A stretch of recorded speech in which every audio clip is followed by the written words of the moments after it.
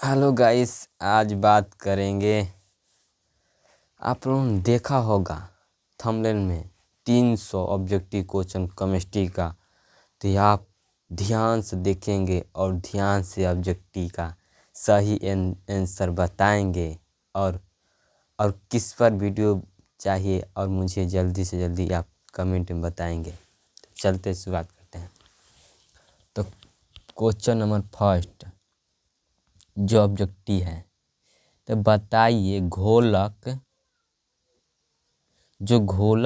घोलक के 1 kg में उपस्थित घुल्य है, देख लिया, घुल्य के मोलों के घोल्य के मोलों की संख्या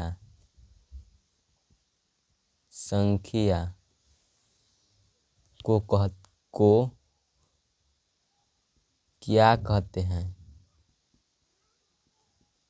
ऑप्शन मोलरता,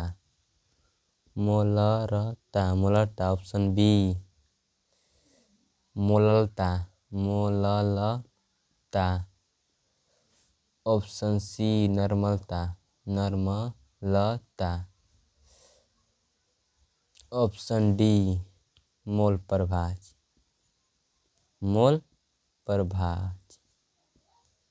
तो आपका किस ध्यान से क्वेश्चन को पढ़िए।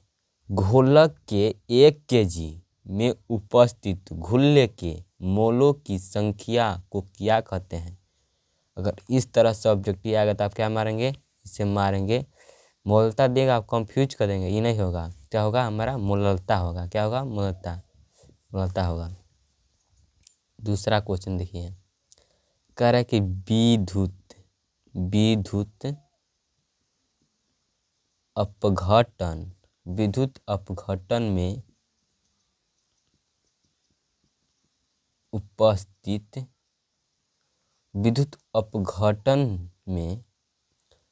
अपघटन में ऑक्सीकरण, क्या करा? ऑक्सीकरण एवं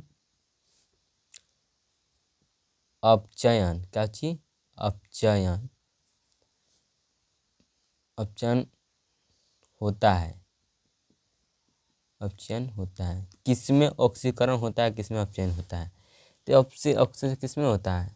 एनोड में, कैथोड में, क्या किसमें होता है? ऑप्शन पहला है जो एनोड है, एनोड दिया है और दिया है कैथोड पर। ये सही है? बताइए कि बी दिया है कैथोड और एनोड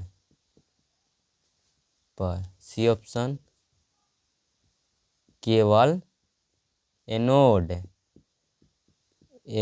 पर। डी ऑप्शन केवल कैथोड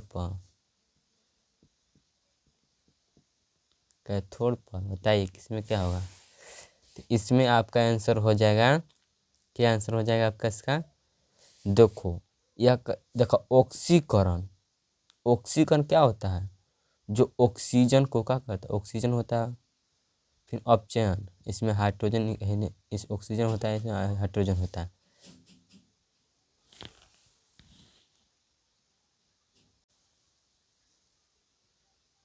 चलिए फटाफट बताइए क्या होगा इसका आंसर। कह रहा है कि विद्युत अपघटन में ऑक्सीकरण एवं अपचयन होता है। किसमें होता है? तो पहला ऑप्शन है दिया एनोड और कैथोड पर। दूसरा ऑप्शन दिया है कि कैथोड और एनोड पर। तीसरा ऑप्शन दिया है कि केवल एनोड पर। चौथा दिया है कि केवल कैथोड पर। तो आपका सही आंसर क्या होना चाहिए? तो मेरे हिसाब से ऑक्सीकरण किस पे होता है? तो ऑक्सीजन वो निकलता है इसमें, तो ऑक्सीजन का निकलना क्या कहलाता है? ऑक्सीकरण। और जो अपचयन होता है, तो इसमें क्या निकलता है? हाइड्रोजन निकलता है, तो ये हाइड्रोजन से निकलता है। तो इसमें देखो ये क्या कर पॉजिटिव देता है या नेगेटिव देता है, क्या देता है, नेगेटिव देता है। तो नेगेटिव होगा तो कैथोड होगा ही, क्या आंसर ए हो जाएगा। समझ आ गया, आंसर ए हो जाएगा। अब चलते तीसरा नंबर क्वेश्चन। तीसरा क्वेश्चन कह रहा है कि क्रिस्टल किसमें होते हैं। कर क्रिस्टल, क्रिस्टल जो क्रिस्टल है, क्रिस्टल होते हैं कितने प्रकार होते हैं बता सकते हैं। क्रिस्टल होते हैं कितने प्रकार होते हैं। पहला 4 प्रकार के, दूसरा 3 प्रकार के, 7 प्रकार के, डी नन ऑफ दीज। तो आप बता सकते हैं किस प्रकार के होते हैं। तो हम बता सकते हैं कि जो क्रिस्टल होते हैं, जो क्रिस्टल होते हैं क्या होते हैं, क्रिस्टल। तो जो क्रिस्टल होते हैं वो 7 प्रकार के नहीं होते हैं। क्रिस्टल तंत्र, क्रिस्टल जो तंत्र वो 7 प्रकार, क्रिस्टल बोले तो क्या 4 प्रकार होते हैं। क्रिस्टल 4 प्रकार के होते हैं, समझ में आए। क्रिस्टल 4 होते हैं, समझ में आए। तो आंसर क्या हो जाएगा, ए। अब चौथा क्वेश्चन चलते हैं। कह रहा है कि हीलियम, कह रहा है कि हीलियम का सूत्र क्या होता है। हीलियम जो हिलता है, हीलियम, हीलियम का सूत्र, हीलियम का सूत्र होता है, सूत्र है। हीलियम का सूत्र कौन सा है बता सकते हैं आप। ऑप्शन दिया है हीलियम, बी ही आ दिया है, जैसे हिम दिया है, डी दिया है सभी। आंसर आप क्या हो जाएगा इसमें, हीलियम। हीलियम का क्या हो जाएगा आंसर, हीलियम, हीलियम, ये हीलियम है।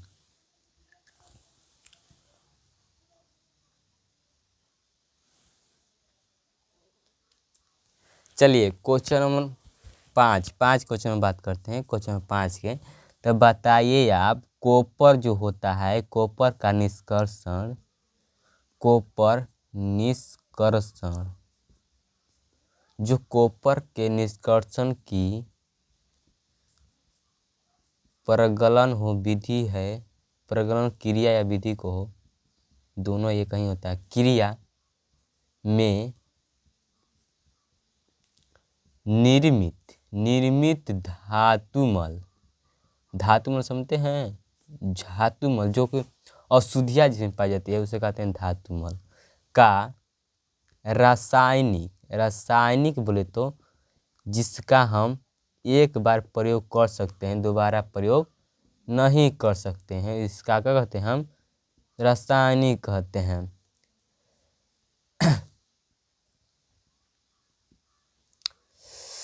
समझे। तो कॉपर निष्कर्षण की प्रगलन क्रिया या विधि में निर्मित धातुमल का रासायनिक संगठन है।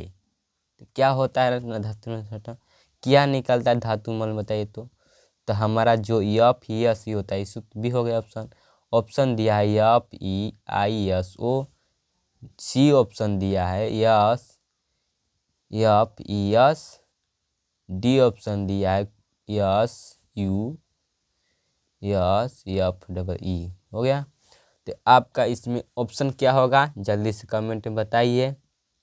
तो इसका ऑप्शन आंसर राइट ऑप्शन होगा, राइट ऑप्शन इसका हो जाएगा, क्या हो जाएगा, एफ ई एस आई ओ, जो होता है आयरन सल्फाइड कहलाता है, वो होता है सिलिकॉन ऑक्साइड जो होता है, इसे कहते हैं हम।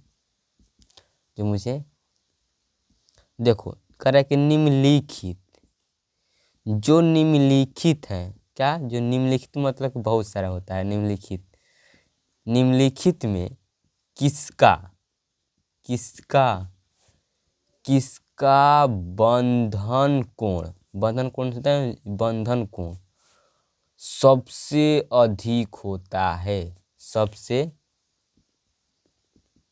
अधिक होता है, अधिक होता है। किसका सबसे अधिक होता है जानते हो, नहीं जानते हो तो देख लो। ऑप्शन दिया है NH3 दिया है, दूसरा HI दिया है, तीसरा दिया है, तीसरा दिया है BF3, BF3 दिया है, डी दिया है SH4 जो।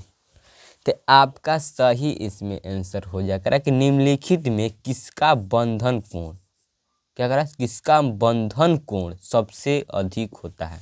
तो मेरे साथियों, मेरे दोस्तों, मेरे भाइयों, आप इस ऑब्जेक्टिव को दिमाग में रखना, क्योंकि लिखने से ही याद होती है। इसे लिख नियत करें, इसके ध्यान से ज़रूर देखें। ध्यान से देखने से इस वीडियो में आपको बहुत फ़ायदा होगा।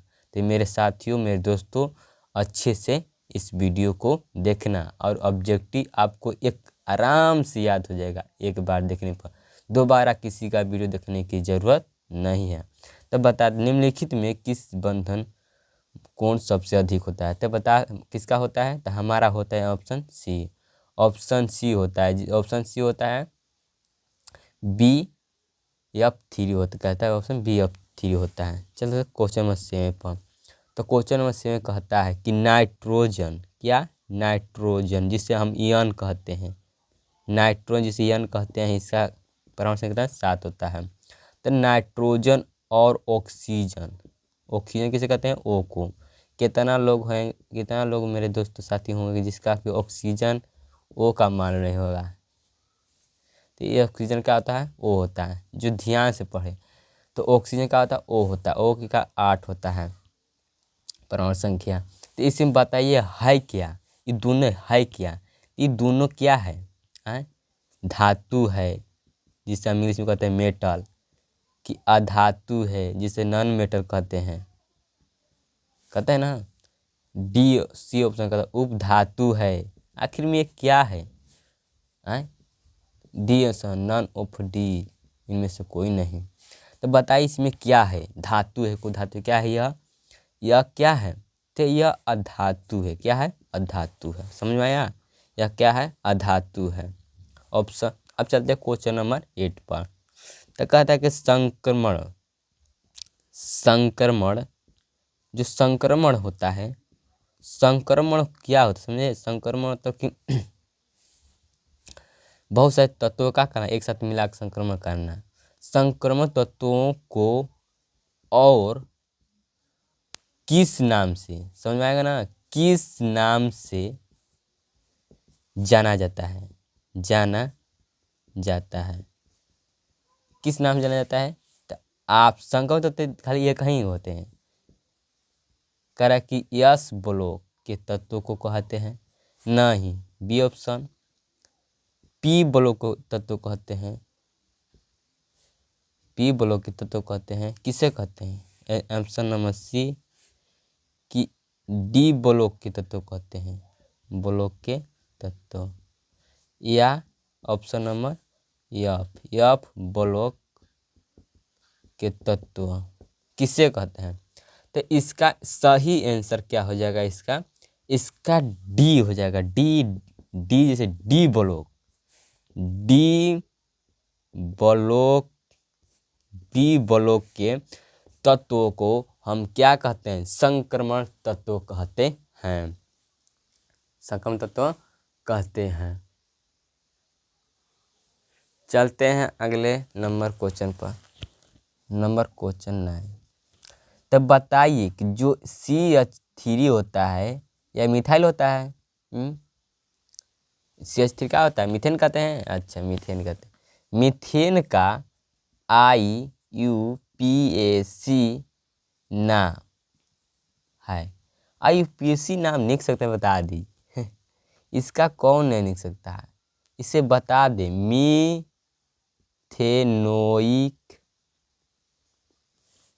अम्ल,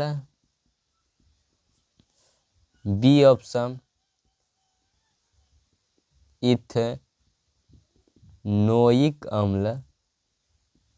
अम्ल, सी ऑप्शन प्रोपेनोइक अम्ल, डी ऑप्शन मिथेनॉल। तो देखो जो इसका आंसर है ना, तो इसका आंसर है एथनोइक अम्ल। क्या है, एथनोइक अम्ल नहीं करे, इसका को प्रोपेनोइक अम्ल होता है। प्रोपेनोइक अम्ल कैसे होता है देखो, देखो इससे हम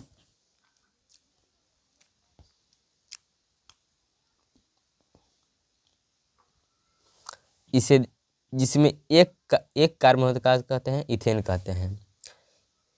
जिससे एक अरे इथेन जिसमें एक कार्बन होता है इसे मीथेन कहते हैं ना। मीथेन जिसमें 2 कार्बन होता है उसे क्या कहते हैं हम इथेन कहते हैं।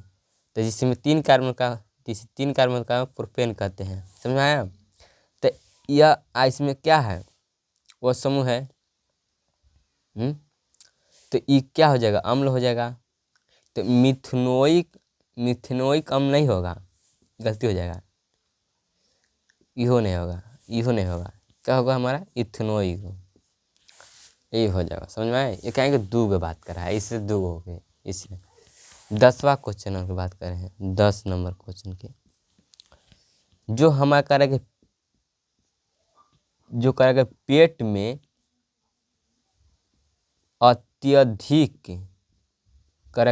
में अत्यधिक अम्ल को बनाने से रोका जा सकता है। किससे रोका जा सकता है। अधिक अम्ल बनाने को किससे रोका जाता है। तो ऑप्शन नंबर ए प्रत्यमल विधि से रोका जाता है कि बी ऑप्शन बिहारी विधि से रोका जाता है। ऑप्शन नंबर सी जरोनासी विधि से रोका जाता है। ऑप्शन नंबर डी प्रतिजैविक विधि से। इसी से बताए किन विधि से रोका जाता है। तो इसमें आपको यह तक केमिस्ट्री में कहीं देखे नहीं होंगे। यह भी बायोलॉजी का पढ़ती है। जैविक प्रतिजैविक जैविक होता है और केमिस्ट्री में हो भी सकता है। लेकिन यही बिहारी क्या होता है इसमें नहीं होगा। यह तो कैंसिल है। ज्वलनशील तो ज्वलनशील ऐसे ही तो ज्वलनशील होगा तो इससे अम्ल बनवा नहीं करेगा। तो ये उससे होता है। ऑप्शन कहाँ जाएगा हमारे बचेगा ये बचेगा प्रत्यय। क्वेश्चन को बनाने के पहले उसको तरीके को समझ लो। पहले को ऑप्शन को देख लो उसके बाद उस टिक तुम्हारा 80% ऑप्शन को चूज करने में होता है। और 80% अगर 80% ऑप्शन को चूज कर लेते हो तुम्हारा 70-75% क्वेश्चन सही होने का चांस होता है, राइट होने का चांस होता है। तो इसलिए ऑप्शन को सही से चूज करें, उसके बाद धजिया मिट जाएगा। तो जय हिंद जय भारत। इस तरह वीडियो और बनाएंगे। और अच्छा लगता है तो मेरे चैनल सब्सक्राइब करें, लाइक करें और अच्छा से कमेंट करें।